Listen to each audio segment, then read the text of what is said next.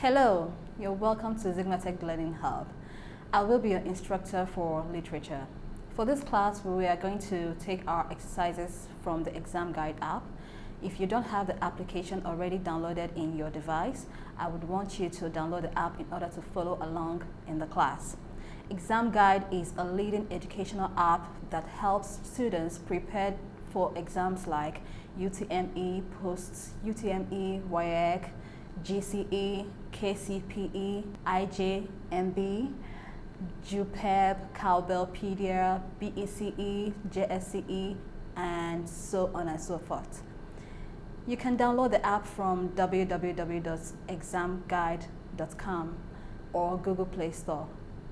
Please subscribe to our channel and turn on the notification bell to be updated for our new videos. So, are you ready for today's class? Let's get started. Once again, you're welcome.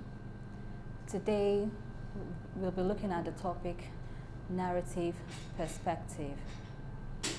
Narrative perspective, or author's point of view.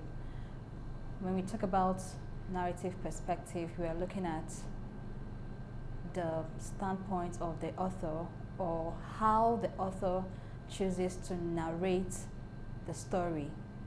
How the author chooses to narrate the story. Okay, our specific objectives for this lesson would be: 1, to identify the point of view in a story. Second one, explain at least 2 points of view. And then write a short story using the first person point of view. Let's get started. When we talk about point of view, there are certain things we need to understand first. We have dialogue. Dialogue refers to when characters speak. Then narration refers to when the narrator speaks. How do we know dialogue? Dialogues are usually separated from narration using quotation mark. For example, here we have "Help, my cousin Jackson said." Help is the dialogue and the narration is "my cousin Jackson said." So when you're writing a story, it is important that you make your story interesting by injecting dialogue in your story. How do you identify the narrative perspective of the author? Now, it is about the narrator. The narrator is the person or the persona telling the story. Now, when you want to identify the narrative perspective, you have to take note of this. The first one is you are not looking at the dialogue.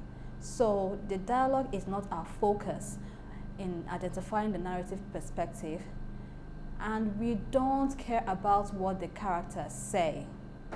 Only the narrator's voice matters. So what is that? You are looking at the narration and not the dialogue. Your focus is the narration and not the dialogue. Okay.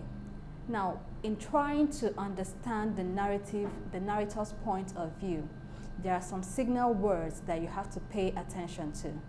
Now, we have to bring in our knowledge of pronoun case in our understanding of the narrator's point of view. In doing this, we have the first person, second person, and the third person. So for the first person, the signal words are I, me, mine, my, we, us, ours. When a writer is using the second person narrative point of view, he uses you or your. When a writer uses the third person point of view, he uses he, she, her, they, or them, or even a character specific name. Okay? For example, we have I am in the room. That is I, first person. You have you come in the room, you, second person. We have then he or she came in the room, he or she, that is third person.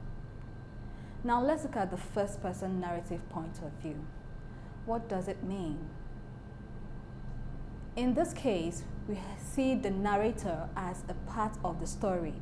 That is, the narrator is a character in the story, and the narrator often uses I or we in his narration. For example, I went home, Tim came over, I couldn't play. I went home. Take note of the use of I in the example below. I went home, I couldn't play. So in this example, we have the narrator being a character in the story. Now we are going to use this diagram to illustrate what we mean by first-person narration. So the box here is your story. Then we have the pink circle looks at the characters in the story. Then we have an overlapping circle having the narrator. That's to show that the narrator is a character in the story, and the narrator is the one, and this character that is also the narrator is narrating the story.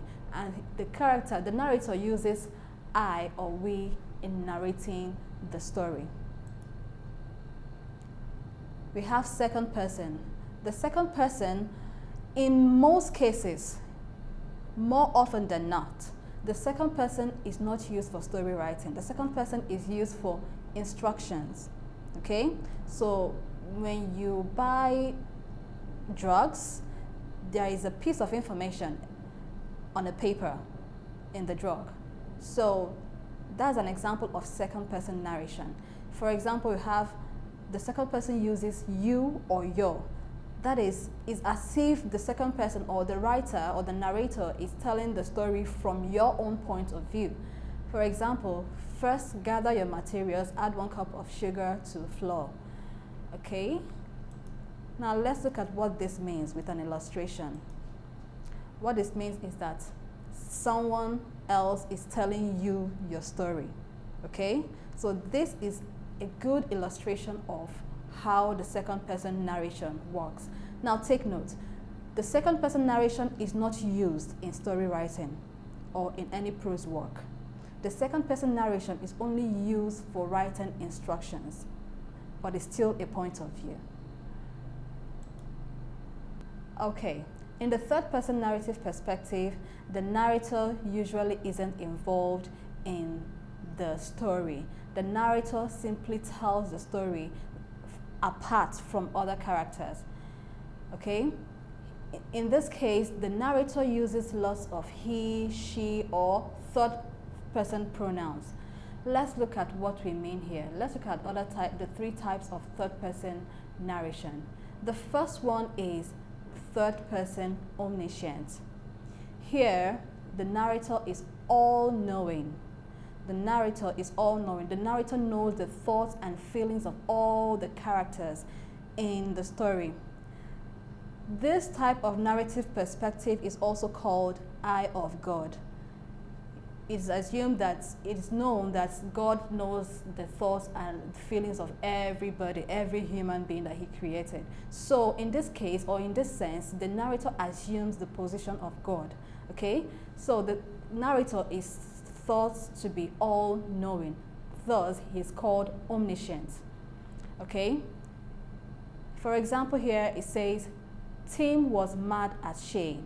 He blamed her. Shay knew Tim would be mad, but she wanted to live her life. In this case, or in this example, the narrator knows what the characters in the story feel. He knows what they are thinking. So that is a good example of third person omniscient point of view. Then we have the third person limited point of view. What does this mean? The third person limited point of view simply means that the narrator is limited to one character. The narrator sees the story or narrates the story from the eye of one character in the story. How does this look like? Or what does it look like? In the example here, it says, Tim was mad at Shay. He blamed her. Shay just left without saying anything. She left a note and then left him. If you look at this example critically, you'll see that in this sense, we are only shown the thoughts and feelings of the character, Tim, and nothing more. We don't know what Shay feels, and we don't know what Shay thinks. But in the previous example given, we still have the same characters. In that example, we have Tim and Shay. We have the thoughts and feelings of Tim and Shay being revealed. But in this example, we have only the thoughts and feeling of Tim revealed to us. So what this means is that the narrator only sees the story or narrates the story from the eyes of Tim. He only sees what Tim thinks, only knows what Tim feels. We don't know what Shay feels. We don't know what she thinks. We only see her actions, or we only read her actions in this story.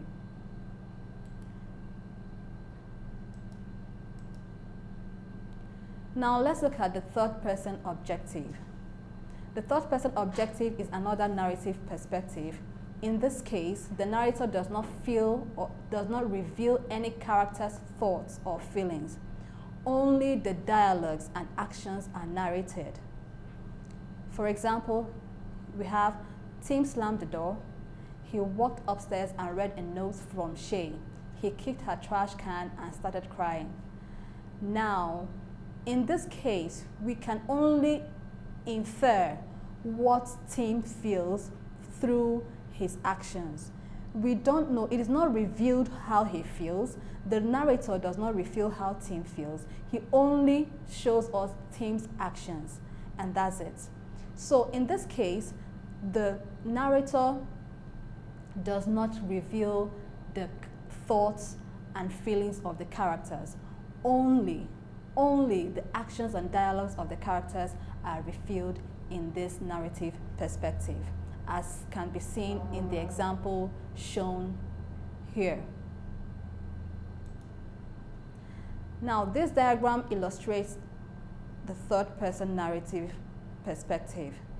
The box here is the story, then the circle outside the box is the narrator, then the circle inside the box shows us the characters in the story.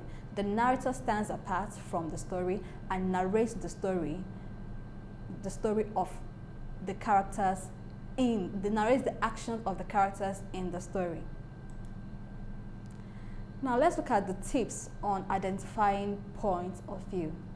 First of all, check whether it's first or second person before worrying about objective, limited, or omniscient. Now, as you know, how do you know, as you've been taught, how do you know whether it's first person or second person? Look at the pronoun used. The pronoun used in the story tells you whether the narrative perspective is either first person, second person, or even third person.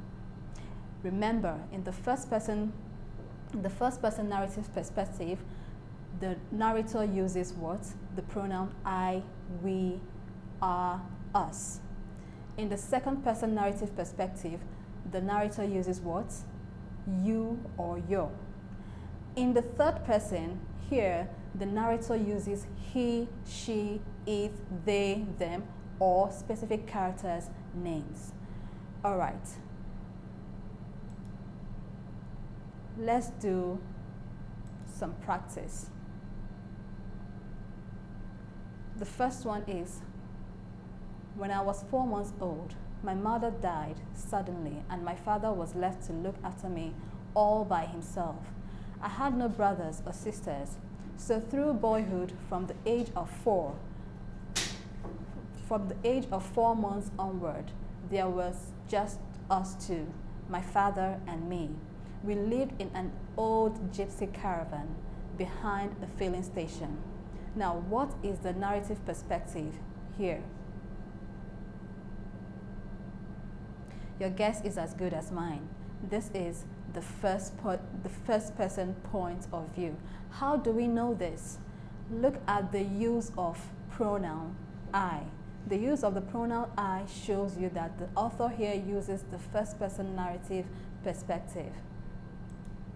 Another exercise. The huge man dropped his blankets and flung himself down and drank from the surface of the green pool. The small man stepped behind him. "Lenny," he said sharply. Lenny, for God's sakes, don't drink so much. Lenny continued to snort into the pool. The small man leaned over and shook him by the shoulder. Lenny, you're gonna be sick like you was last night. Lenny dipped his whole head under, hat and all. That's good, he said. You drink some, Judge. He smiled happily. Now you tell me, what is the narrative perspective in this extract?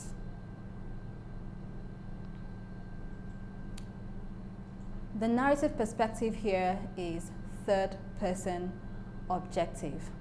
How do you know? The third person objective does not show the action, it does not show the thoughts and feelings of the characters in the story. Now, if you look at this closely, you'll see that the thoughts and feelings of the characters in this extract are not revealed by the narrator. That's how you know. Now, I'm going to leave you to do extract 3 and extract 4. Let's look at, okay, extract 3, extract 4, and extract 5 by yourself. Let's go to ExamGuide to take some questions from there. Now, when you come to the ExamGuide, first of all, you have the list of subjects. Quickly go to literature, click on literature, then you go to the year. You either choose random questions or you choose a particular year that you want to answer questions on. Then you go to the topic of interest, select the topic. For me, I've selected unseen prose and poetry. Then you click on OK and get started. Okay.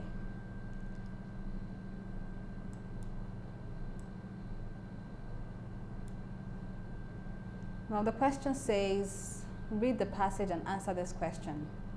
So we have to read the passage and answer and choose the narrative technique used in the extract. Mark lies sleepless, his supine eyes rolling as he counts the rafters vertically, horizontally, diagonally, over and over. There is continual rumbling in his belly.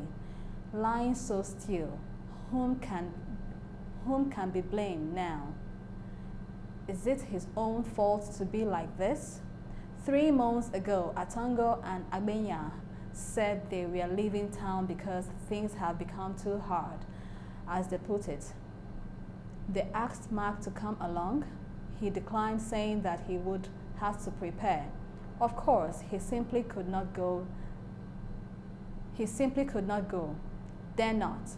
He had a pact with Aquile, who sells kenki downtown. Neither could leave town without the other. At the time Mark's friends were ready.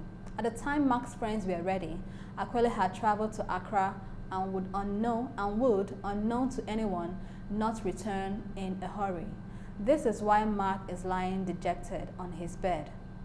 A hungry man, anyhow, is not an angry man.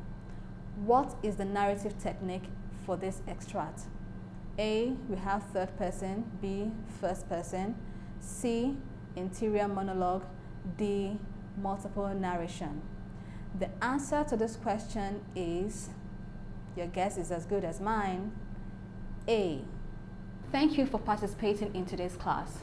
You can practice more questions using the ExamGuide app. The app scores and gives a detailed explanation of all the questions at the end of your practice test. You can learn a particular topic of interest with different modes like study mode, mock mode, and practice mode. It also has other features that make learning fun. It is a must-have for all serious students. Download it from www.examguide.com if you don't have it yet. See you in the next class. Don't forget to subscribe to our channel, hit the notification bell, and share the videos to people that will benefit from it. Bye!